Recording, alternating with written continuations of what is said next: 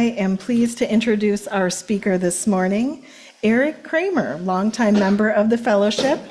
He is a retired philosophy professor who enjoys continuing to explore interesting topics.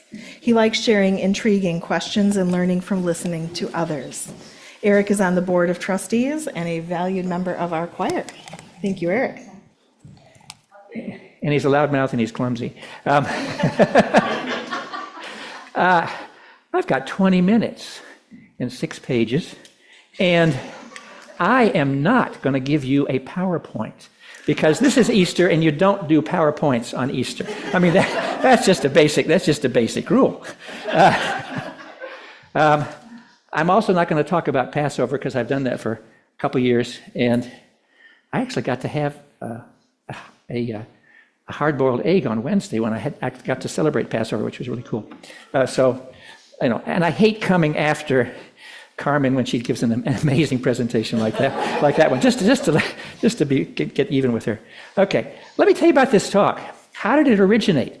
Back in January, I had read a book about the beloved community for a book group.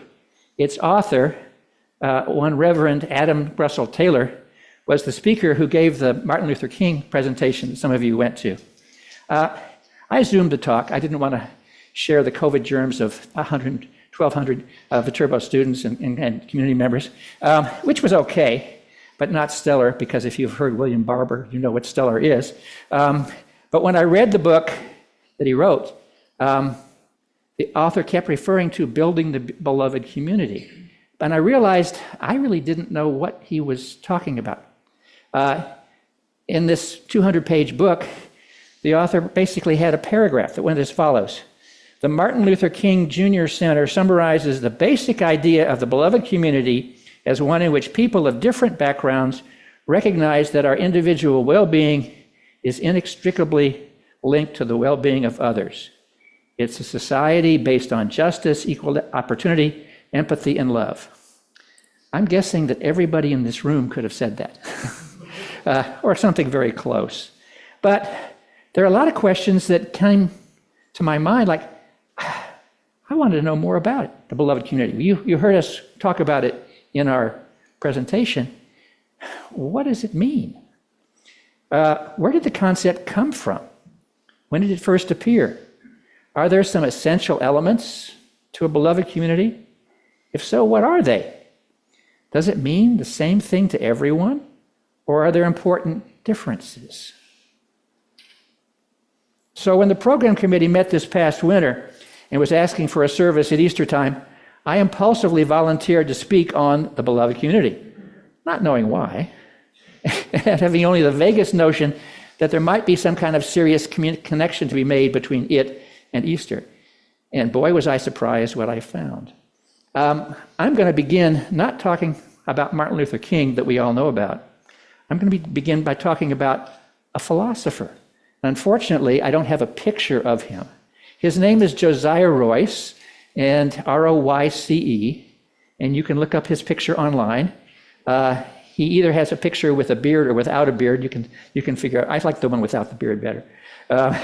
But he was at Harvard at one of its golden ages that had people like William James and George Santayana, and that it was kind of the center of philosophical thought of the United States in the early, just right after the turn of the 20th century. But I'd read Royce, and I'd read James, and I'd read Santayana, and I read a number of other people. I'd never read any Royce. So I thought, well, okay, you're retired. What's a couple hundred pages? So I started reading this amazing book that I found online that has this title, The Problem of Christianity. Now, quick aside, I told myself I wasn't going to tell this story, but I'm lying. I lied to myself. I grew up in a house that had a breezeway that was converted into a library when I was about 10. And on the left side were my father's books. He was a philosophy professor. And the left side was appropriate because that's where Das Kapital was. and some works by Lenin and some other interesting, really left people. And then on the other side were the fairy tales and the hot books of the day by C.P. Snow and other kinds of things that everybody in academia was reading. And I kept saying to myself, what's my father doing with a copy of a book? Because there was a copy of a book called The Problem of Christianity. What's my father doing with that? My father came from a Jewish background, my mother from a Christian one. What's he doing with that book? So it's been kind of haunting me as an image that I probably will go to my grave still having that image, wondering, why didn't I open up that book, and why didn't I talk to my father about that book to find out what was doing there? Because now I'm really curious. What Royce is up to is he's trying to figure out how to make Christianity sensible to what he calls the scientific mind. The book was written in 1913. It was written in 2 volumes. I've only read the first volume because that was the one that actually talks about the problem of Christianity. And the problem of Christianity turns out to be, how can we make sense out of the 3, what he calls the 3 big ideas of Christianity, which are salvation, original sin, and atonement. Salvation, original sin, and atonement. Does that sound like it might relate to Easter? Yeah, it does. Now, I'm not going to talk about his notion of original sin, which was a little strange, and I never liked original sin anyway. When I went to Hebrew school, we never talked about original sin. And when I went to Unitarians, we never talked about original sin. But when I sat in on the catechism class of Missouri Synod Lutheran Church, because they hired me for cookies in 8th grade because they needed somebody to help boost up their choir. I got to go to catechism first, and that's where I learned about original sin. So I know about original sin. It's the same people across the church, across the street, by the way. Anyway, I'm not going to talk about atonement either, because he has a strange notion of atonement, according to which the only 2 people who get to count as atoners are Joseph and Jesus. And I think there's a lot more atoners than that. But anyway, maybe at some point I'll tell you how I actually make sense out of the whole thing. But let me go back to Royce. His book is a series of lectures, which means there's a lot of repetition. And the lectures were delivered, this was what I thought really interesting, at an institution called Manchester College, which was a part of Oxford University, and it's also a Unitarian college. So that's the part of the Unitarian connection. Why is Royce relevant for us UUs? Well, the goal of his talks, as I said, were to try to make sense out of Christianity in the scientific age. So what did he think how he's going to make sense out of this notion of salvation? And here's where I kind of fell off my chair as I was reading this. The notion of salvation for Royce is the beloved community. And let me read you the reading that I'm supposed to read. It kind of sets his view. The core, the center of faith, is not the person of the individual founder, and is not yet any other individual person. Nor is this core to be found in the sayings of the founder, nor yet in the traditions of, here he uses a big word that I think only Wesley knows, Christology. Christology is the branch of theology that relates to the person, nature, and role of Christ.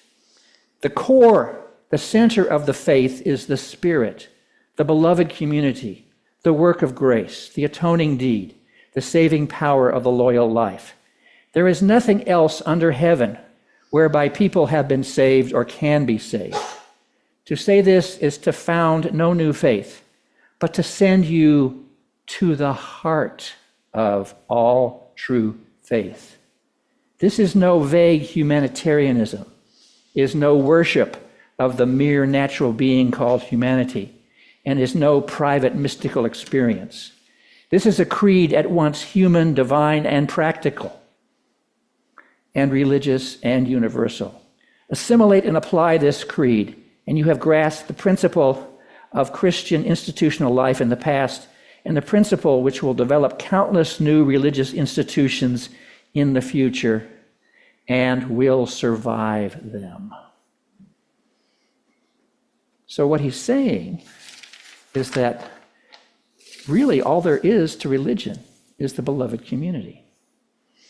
Now,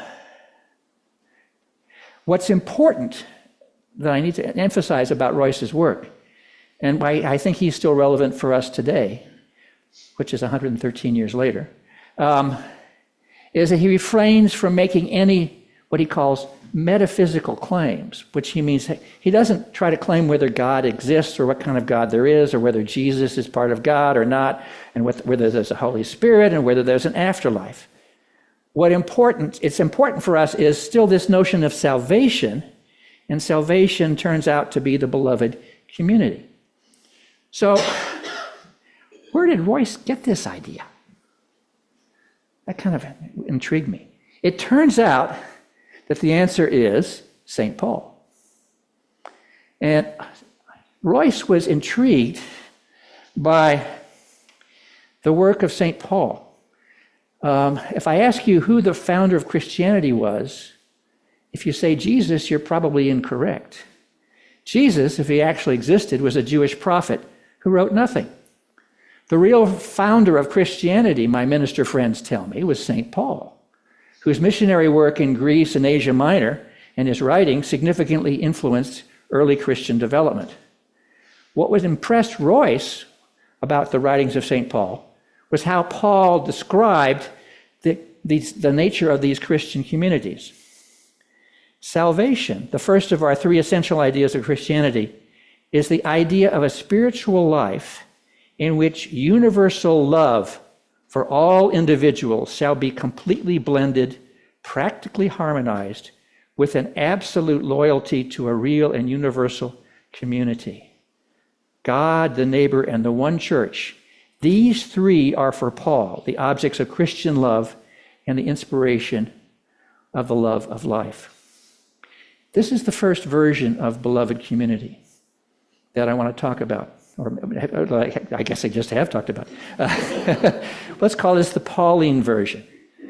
But for Paul, what's important is everybody's got to have the same faith, right? Now, Royce, while he's inspired by Paul, finds this universal religion approach a bit too narrow. But he appreciates the commitments to one another that are expressed in Paul's conception and takes this commitment to be the basis of the beloved community. For Royce, commitment is not merely agreement regarding values. As we've just heard, Royce explicitly rejects all versions of humanism and argues that such an approach is insufficient. There must be a further spiritual something in the natural component that is the glue that binds the community to its beloved form. So here's our second form of the beloved community. Royce says, "My life means nothing, either theoretically or practically, unless I'm a member of a community." He observed that beside the actual communities we experience in our daily lives, there was also an ideal, beloved community made up of those who are dedicated to the cause of loyalty and truth. Truth, important Unitarian value. Royce did not see the community as a static object, but as an all-embracing radical idea of unity for the whole human race. Now, Royce was a respected dweller in one of the most prestigious ivory towers of his day, Harvard. He viewed the beloved community as an abstract ideal towards which we should be working. This is very different from the next figure we're going to consider, namely Martin Luther King Jr., who employed the concept of beloved community as a concrete call to action. King used the beloved community not for religious purposes, for the purposes of trying to understand religion, which is what Royce was up to, but for specific social goals. His special emphasis involved acting non-violently to bring about justice. Here's a quote from a famous 1957 sermon. "The aftermath of non-violence is the creation of the beloved community. The aftermath of non-violence is redemption. The aftermath of violence is reconciliation. Nonviolence is reconciliation. The aftermath of violence is emptiness and bitterness. So King sees nonviolence as leading to the beloved community. In a later writing, this is from in 1966 article from an article in the Christian Century, which he probably couldn't have gotten into in 1957 because it's the kind of the top religious journal. I do not think of political power as an end, nor do I think of economic power as an end. They are ingredients in the objective that we seek in life. And I think that the end of that objective is truly brotherly society, the creation of beloved community. Now here's where I wish I had a PowerPoint, because what are the elements of what King's talking about? If you go online, you find a really neat article by Reverend Tony Hunt that summarizes King's view with the following list of, 10 items. The beloved community is rooted in the biblical notion of agape love. And I'm probably going to be calling on Wesley to tell us about agape love if I don't get it right. In the beloved community, power is always expressed within the context of love. The beloved community recognizes and honors the image of God in every human being. Beloved community seeks peace with justice. It affirms the efficacy of soul force. Faith and action are intertwined. All of humanity is an inescapable part of this network of mutuality. Beloved community insists on interdependence as an impetus toward the realization of full humanity, the actualization of full community. And it depends upon the collaborative efforts of cross-sections of people with common interests for a just society. And it seeks to build levels of trust among peoples across differences. If you look at our values, you can see an incredible consistency between what what those 10 points are, and what Reverend Hunt thinks are important elements. If we try to summarize these 10 points, I think we come up with love, justice, and working together as those 3 basic points. But we also find there are 2 elements that we don't typically talk about. The first is agape love. What is that? Well, religious scholars distinguish 3 kinds of love. Eros, that's the erotic recursion that I hope you've all had experience with. Philia, friendly affection, which we just demonstrated before as we greeted each other. And agape love, which is divine and selfless. This is not something I was familiar with in my upbringing. Only in middle age did a devout Lutheran friend chastise me for not knowing and appreciating the importance of agape love. In the New Testament, this is a quote, agape refers to the covenant love of God for humans, as well as the human reciprocal love for God. The term necessarily extends to love of one's fellow human beings. It's the highest form of love. It embodies selflessness, sacrifice, and unconditional care for others. This concept transcends mere feelings and is closely tied to action and commitment. I think that many traditional religious scholars also will argue that St. Paul, for example, in his 1 Corinthians 13, which is one of my favorite biblical texts, where he's talking about the power of love, is also talking about agape love in that notion.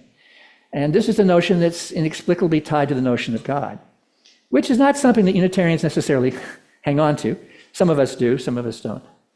The second notion that's important about the list of what King thinks is involved in beloved community is satyagraha, which is soul force, this notion of soul force, which is a notion that he got from Gandhi. And he says, we must rise to the majestic heights of meeting physical force with soul force, King says. Now, unlike Royce, King makes 2 very specific metaphysical assumptions about what's in part of the beloved community. And I want you to be aware of that.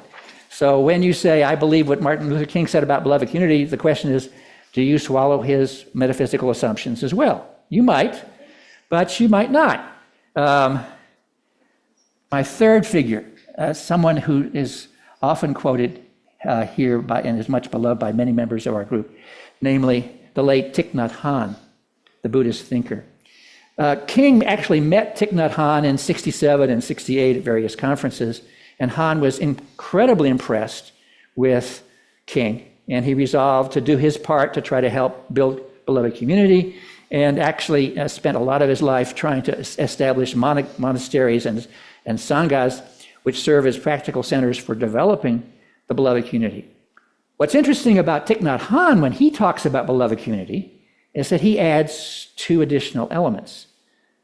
I don't think Thich Nhat Hanh would have necessarily gone for agape love the way that Martin Luther King did, but what Thich Nhat Hanh does is he insists that we extend the beloved community beyond the human species and consider all life forms as being part of the beloved community. A second thing that Thich Nhat Hanh does, and this will resonate with a number of Unitarians, is he thinks that meditation is a very important part of trying to achieve the beloved community. Again, if you're a meditator, you're going to say, yeah, I like that one. If you're somebody who says, meditation is not for me, that might not necessarily be part for you. But now we've got 4 different versions of the beloved community.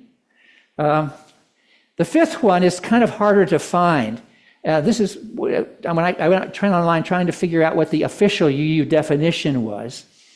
And of course, it's according to AI,